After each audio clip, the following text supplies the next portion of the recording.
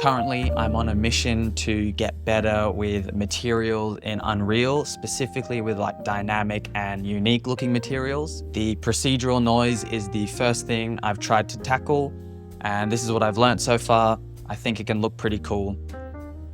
Like and subscribe. Also, I'm filming this right after finishing the tutorial filming, and I waffle on way too much, so please forgive me. I will try to be more concise in my next tutorial. I don't know why I keep doing this.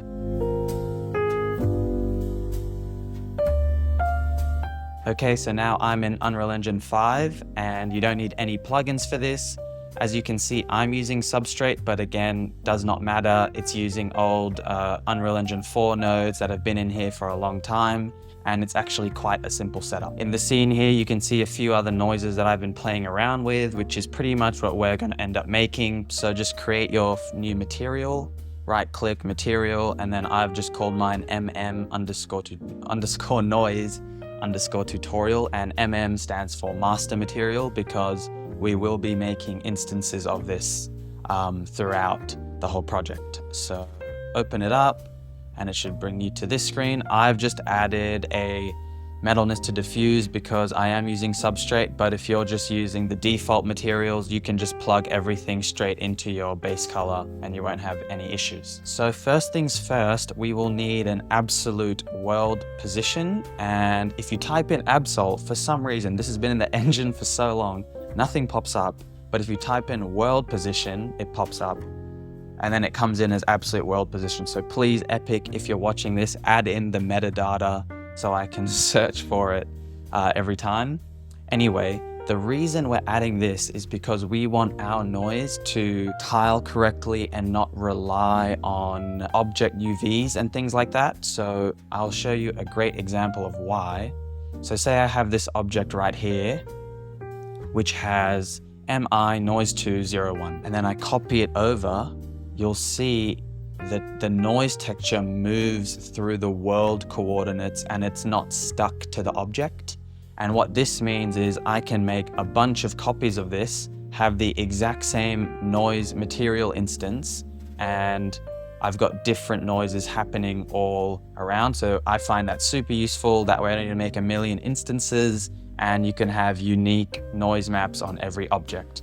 And another reason that this is useful is, say I've got a sphere or some sort of organically shaped object, and I drag this guy onto here, you'll see we've got no issues with like tiling, and everything's moving around the sphere without any issues.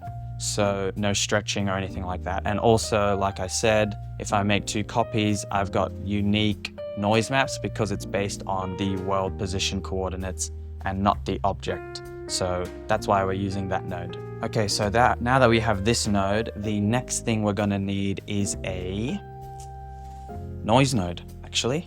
So this is the main driver of our noise. Sorry, I don't know why I mind blanked. And it comes in really finely tiled. So what we want to do is, if I just put this into position and then put this into base color and hit apply, I'm now gonna go into my tutorial, make an instance, and then I'll call it MI noise tutorial 01.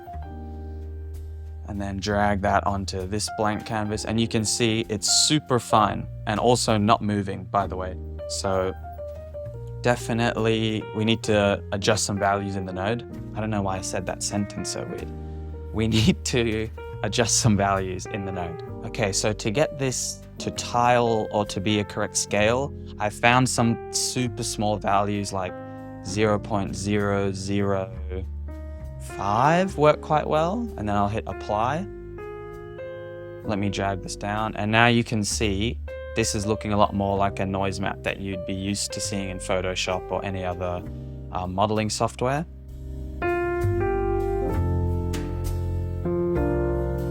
Now I'll just go through some of the settings in the noise node. So you already know what scale does. Just change the scale of the noise. So if I make it higher value, it'll make it smaller, so tile it more. I usually use the gradient computational function because it says it's higher quality. I'm not really sure on the technical details of what it is and how the algorithm of the noise changes or the formulas, but I just use gradient computational. It also allows for tiling, so that can be useful. Turbulence, I'm assuming just yes. So it says how multiple frequencies are getting combined. So if I uncheck that and hit apply, it changes something, but I'm not really sure what it does. Like the edges look a bit different and there's definitely less turbulence happening on the edges of the white and black values, but I just leave that on. The levels is definitely an important one. This sort of determines the complexity of the noise map. So by default, it's on 6, but say I change this to 3, you'll notice it becomes a lot simpler around the edges and less sort of turbulent and noisy, I guess you could call it, and a lot smoother and organic. So you can see for these ones, I've used a lower level of complexity just because that was the look I was going for, a bit more organic and sort of globby. So I think I use a level of 2 or 3 for these guys right here. Next is the output min and max values. So pretty much that's just exactly what you think it would be, just like the black levels and the white levels. Think of like, you know, the Photoshop sliders when you're playing with contrast. So this kind of sets the contrast. However, I leave this on -1 and 1 because we can change that later on with a scalar parameter. So I would just leave this the same. And then level scale determines the actual scale of the level complexity. So if I max this out to 8, you'll notice it should, it'll scale it down a lot more and actually also develop these really cool sort of patterns that have some stepped sort of like almost like a depth of bright to dark values. So the 0 to 1. And also scale down the patterns itself a bit more. I like to leave it on 2 because I just like the size of the default levels. But if you do want these patterns to have a little bit more complexity and depth to them, I would advise maybe turning the scale up a bit more. And then obviously the same goes if I put it down to 1, it would scale up these patterns and have a bit more of a high contrast look to them. And I just set that back to default. And I'm also actually going to scale this back down to 0.005. Cool. Okay, so now let's start getting on with the animated component.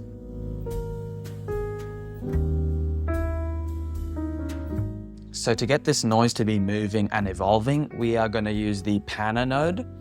And pretty much why we want to pan the coordinates around is because the absolute world position coordinates is currently static. That's why you can see nothing's happening. When I move it, the noise isn't moving, nothing's happening. So what we need to do is pan around in a specific direction that we choose to get the noise to evolve. And we're going to be doing that in between our world position node and our noise node. So I've just created a bit of space and I would suggest you to do the same. Now, when I say moving and panning around the coordinates, you can see here, if I move this on the y-axis or even the z-axis, nothing's happening. However, if I do move this on the red axis, you can now see that the noise is evolving because it's being projected into 3D space, this noise, and as an object moves in that 3D space, the noise levels in the 0 to 1, you know, however it generates the noise, kind of evolves in that plane of access. So we kind of want to make sure we are involving this red channel or the x-axis. So to do that, we will need a couple nodes, component mask, which is how we'll get the red channel involved, and we'll need a panner node. Now, the reason we can't just stick this into the coordinates, it'll say a green tick now, but it won't work if you try to compile, is because this needs a float 2 value, whereas XYZ is a three float vector, essentially. So this needs a float 2 vector, whatever order the words are. So we know we want the red channel because that's this guy. And then we can use either the green or blue. It's up to you, it doesn't really matter. I'm just gonna use red and blue for now. If this isn't working for you, you can see here, I'm moving on the red on the x-axis and it's not working. You might have an object that's rotated this way. So if I move forward, you'll see the movement happens on the green on the y-axis here, which is the green channel. So obviously for this, we definitely want a red in, but say your object is on this plane of axis, like if I rotate 90 degrees, you definitely want to make sure you have the green channel selected with either the red or the blue. I hope this makes sense. Let me know in the comments if it doesn't, and you'll kind of understand what I mean later in a sec. So we want, like we said, our red channel, and then I'll do blue, and then we'll plug the XYZ into that, and then this will go into the panner node. And we also need something for the speed, so we can tell the noise what direction and how fast to move it in. And what I will use for that, we need an XY value, so I'll just hold V and click, which gives us a 4 vector. That also is the same if you want to do vector 4, constant 4 vector, it's the exact same thing. But if I hold V and click, that also makes it a parameter. So let me delete that. So I've made this parameter, I'll call this speed. What we can do is just plug this into speed. And the speed are these first two values, the red and the green values will be our X and Y value of the speed. So by default, I'll just put this to 5 and this one to 10. Okay, so once that is done, for the position, we need this to be a 3 vector. But right now, we only have a 2 vector coming out of this, because remember, we split the channel. So how do we get our green channel back in to make sure it fits into this position? So what we can do is just get another component mask. So whatever is not here is what we need to put in here. So we have red and blue. Now in this node, we need to put a green. Plug the same output into the green. Then we need to get a append vector. So this sort of joins your vectors back together, your separate vectors, and makes it one single 3 vector. So bring this into the B, bring this into the A, and remember this is now our animated coordinates. And then now this can go into the position. And just to clean this up a bit, little shortcut you can use is if you select all your nodes that you want and hit Q, that straightens out your nodes, which is super useful if you have like OCD or something and just want to keep things clean.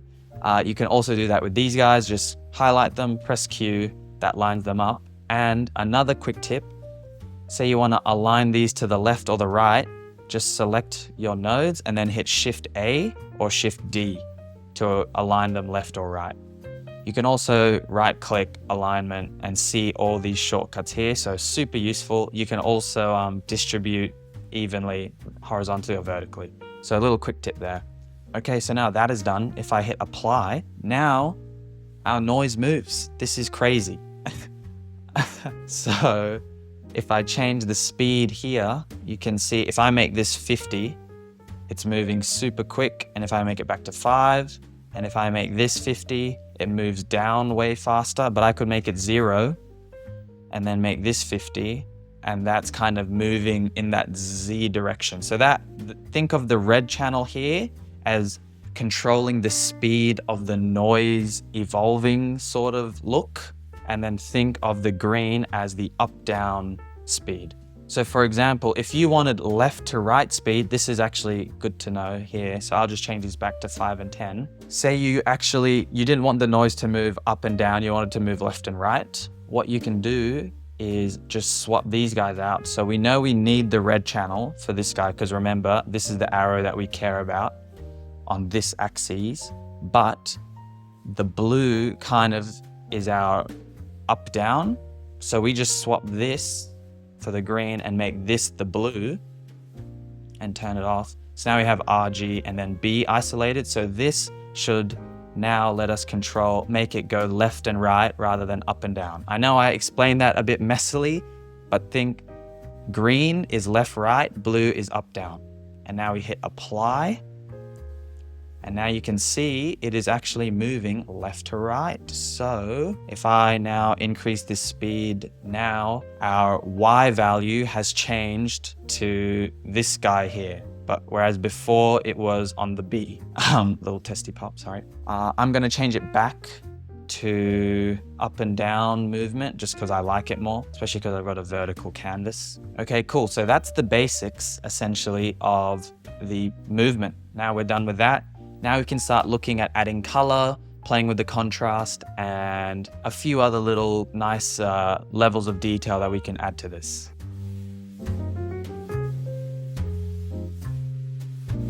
Okay, so back in your material, now we have this noise node, which is what we're seeing here. So this is outputting this right here. So now whatever we drag out of this, we can now play with its values. So the first thing we will play with is contrast. So what we can do is just drag out from there, type in contrast, get a cheap contrast. We now need a scalar parameter to control it. So hold S and then click. That'll make a scalar parameter. We'll call this contrast. By default, it's on 0, so we'll leave it on 0, drag that in, and then plug the result into base color, and then hit apply. Okay, so now what you want to do is go into your material instance, and in your material instance, you'll now see this little contrast parameter that we added. So now if I turn it up, you can actually see we're just increasing the contrast of our noise. So you can see the super harsh contrasty noise that I have here is exactly how I kind of got this look.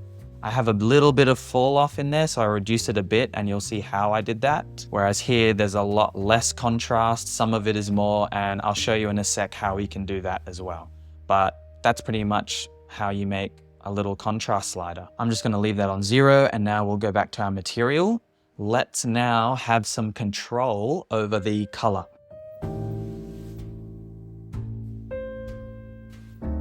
So to control the color, we're going to use a linear interpolate node. So if I right click, linear interpolate, also known as a lerp node. So if I type lerp, that's another one. Another way to grab it is hold L and click, that'll bring it up. And what it is what it does, is there's this little alpha input, and then we have these two other inputs. So in A and B is where we will put our colors. So I'm just going to hit V to get a vector parameter, and I'm actually, because we're going to start blending the noise soon, I'm actually going to call this N1 for noise 1, color 1, because I'm Aussie. And then Control D to duplicate, F2 to rename, noise 1, color 2, and for default, I'll just make this some peachy colors, and then a aqua color. So this goes into A, this goes into B, and the output of the contrast will go into the alpha. And now if we plug this into base color, again, really simple setup so far, hit apply, we now have color to our noise, which is dope. I feel like we can really play with, you could even add in your own custom animated maps into this. It doesn't have to be flat color. So if you have some custom textures that you want to blend in, you could totally do that. That's kind of actually how I you see I have this little imperfection map over the top of this guy. This is sort of just blending in a roughness map. And then also on here, if you look at certain angles, there's sort of this canvasy, scratchy normal map and roughness map on this guy as well. So really simple setups, you can do a lot with it.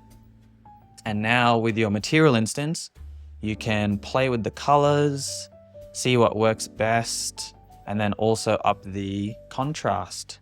And now you've got like this really cool, organic, completely procedural noise setup in your scene. Now, to add a bit more complexity, it's actually, I don't know if this is the best, most efficient way, but all I did was grab all these guys, make a comment, call it noise 1. Also, one thing I recommend doing is selecting all your parameters. So all these guys, the speed, any parameter you have, and then in group, just put it under 00 noise. And then hit apply and then save. And now all your noise parameters will come in this drop-down menu. And then we can also change the order of these. So for example, if I want my speed to be at the top and then have contrast, we can click our speed node and you can see sort priority default is 32. If all I need to do is make this 31, hit apply. Now my speed is at the top and then contrast in this. So just play with the sort priority if you want certain orders of your parameter values. Okay, so now back to blending the noises together. I'm just going to select these guys, Control D, and call this noise 2.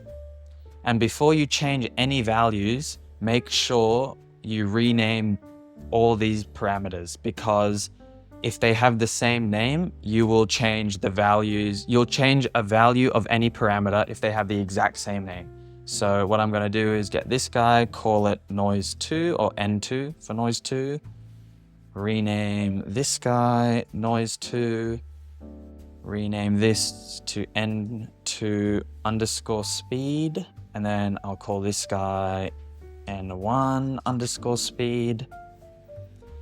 And contrast, noise 2 contrast. I'll call this guy noise 1 contrast. And that should be about it. Now, because we're layering two noises together, the background colors aren't really gonna mix super well. I'll explain it in a sec. What we'll do first is we just need to get another lerp node. So that's again, L, linear interpolate, get both our noise outputs into A and B. And then I'm just gonna hit S, hold S, sorry, and click for a scalar parameter and just call this noise blend. And then default 0.5, drag this in here. Make sure you change the group to noise, the noise group. And now this will go into the base color. Hit apply. And now you can see we're actually getting some really cool effects happening where, say I change, the contrast of these guys a little bit more. You'll notice you'll get some cool blending and fading. But the reason we're not getting too much complexity is because our noise maps here on the left have the exact same setting. So this is where you want to actually maybe have a little bit of variation. Also, you might actually like this look and you do want the exact same sort of settings in your noise nodes, but just for tutorial's sake, I will make this second noise 0.007. I wish you could make this a scalar parameter, but you can't. If anyone knows how to do that, let me know, please. And now you can see we've got a different noise sort of that is tiling a little differently and also has a different size and contrast amount. So if I turn this up or turn it down, you can kind of start playing with how the contrast works. Maybe you want the colors to be a little different. But this is where there's a lot of colors being used and I'm not really sure what I'm blending and not blending. So what I like to do is kind of keep the background color to be the same. And what I mean by that is currently I want to say color 1 is controlling our background, but the noise 2 color 1 is also controlling, noise 2 color 2 also influences the background, and it can get a bit confusing and I'm not really sure what I'm doing when I'm moving the colors around. So what I'll do is I'll just grab this guy, noise 1 color 1, actually rename him to background color, plug him into this, delete noise 2 color 1. So now we've got a linked background color. So now if I hit apply, it should all be the same, I hope. So if I go background color, make this blue, Yeah, now we've got the same background for both noises. I want my noise colors to be right on top of each other. So if I make this 30, actually I'll just put it on the top. I'll just make it 20, and then I'll make color 2 21, and then I'll make background color 19. So that'll be way up at the top. Hopefully this isn't too confusing for you guys. I know I'm waffling on a lot. I'm just trying to show you what you can do with this setup. So my background color is this aqua. My noise 2 color, I'll make it orange. And now my noise 3 color, I'll make it, oh, have I linked up the wrong one? I might have. My noise 2 color should be there. And then my background color should go into B, I think. Yep, that's correct. So now that's my noise 2. Let me up the contrast. That's my noise 1, yep. And then this is the noise blend amount, which is where you can start getting some like wild colors and movements happening when you start kind of going into like the crazier values where colors and stuff start clipping and clamping. Anyway, have a play around with all these sliders. Maybe try plug in different colors into different inputs and see what you get. Now, one more thing you can do for even more complexity to get maybe something like this that is a bit more evolving and has a bit more layers is just grab the initial noise setup we did, including the contrast, and then Control C and then Control V. This can now act as another mask on top of the 2 animated noises that we have. So what that means is if I think just grab a multiply node, and also I need to change the names of these guys. Mask, contrast, mask, speed, and I think that's it. And I'm not going to worry about colors because with masking, I just only want black and white values. And remember, by default, our noise map is black and white. So now we just need to grab the output of our 2 colored noises, put that into the B channel, and then grab our newly copied mask noise and plug that into the multiply. And now this can go into the base color. And before I hit apply, I'm actually going to maybe change the complexity up to 6 on our mask, and then maybe change the tiling to even smaller or bigger, 0.002, and then hit apply, and let's see what happens. And now you've actually got some more complexity. You can even see that the level sort of computational, what do you call it? Like the turbulence from the levels kind of kicking in as a mask. And then if you play with the contrast values, you can sort of bring it in and out, like you can see right there. And then what you can also do is, maybe I don't want my levels to be so complex, so I'll just go down to 2. Okay, so I realized I definitely made the scale of this way too low. So before it was on 0.002, which is why it was looking trash, even with the contrast on 0. So what you want to do is maybe make it a bit larger, so 0.01. And that'll now, wherever there's white values, it'll let all these guys in. So what that means is if I grab this guy, let me just show you. So wherever there's white, these values will come through. Now, if we want to maybe have all the values come through where it's black, we just got to change this from a multiply to an add. So I was just holding A and clicking, and for multiply, you just got to hold M and click, or you can type it in, add, multiply. You sort of get the gist. So let me delete these guys, make an add. And if I hold Control and bring this guy into the B, Control A just to change the inputs, plug that into base color. Now, hopefully, yes. Now we get the, if I play with the contrast a bit more, yeah. Now we can get the colors coming in wherever there's white in the scene. So what we can do is maybe play with the speed of the mask. So if I make this, I could make it negative values, like -10, -20. So now we've got sort of this layered look where you've got some noises moving down, some moving up, and it sort of creates this nice, again, layered look to the scene. We can change the background to be a bit darker if we wanted to, or even lighter.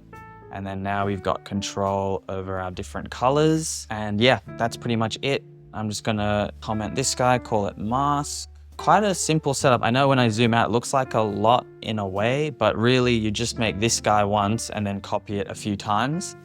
And to, add these sorts of roughness maps and things like that, you just got to plug in your regular values into this guy.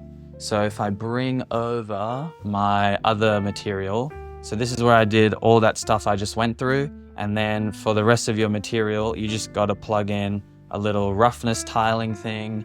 And then if I go into the material itself, you just need to add a roughness map, which I've just done, which is this guy. You just add it on top, and then you can play with how rough or glossy you want. And then you can also add a little metallic scalar parameter, which is super simple.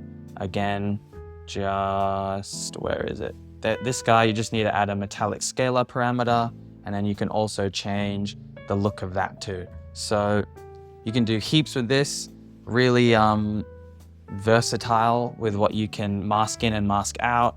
This guy, again, the same, a very layered look.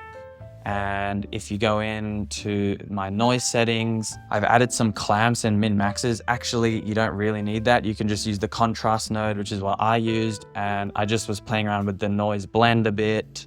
So if I go back to the guy that we made, this guy, you can play with the mask contrast, and then you can play with the mask blend and get that, again, that sort of layered look. Play with the darkness of some values, mask contrast, play with that, and then you can really get some cool looks going. Some other examples on my Instagram as well of these kinds of materials is, you can just play around with a regular PBR material and then just layer the noise on top, which is exactly how I did. This is actually a much simpler version where I just had blue and orange noise. I didn't blend any noises together. And then these sort of circular imperfection maps, I just use, again, a lerp node and a multiply to get those in. And then if you play with the metallic values a bit, you can start getting some noises like this with different colors, and use a metallic material as a base map, a base material. And then again, just put your noises and mask it with the same metallic map, and hopefully get some cool results out of this. So for example, what you do is you could just get let me find something good, smudged. Let me get the roughness map from this guy, plug it into roughness here, hit apply. Now you can see I've got a bit of a roughness map there. You can especially see it on the glancing angles, especially here in the specular highlights. And again, this is really simple to set up. You can have minimum and maximum roughness values. I go over this in my UE5 materials video, so definitely check that out. And hopefully this was helpful. Hopefully I didn't waffle on too much. I'll try to be a bit more concise in my next video, and I'll catch you in the next one. Peace.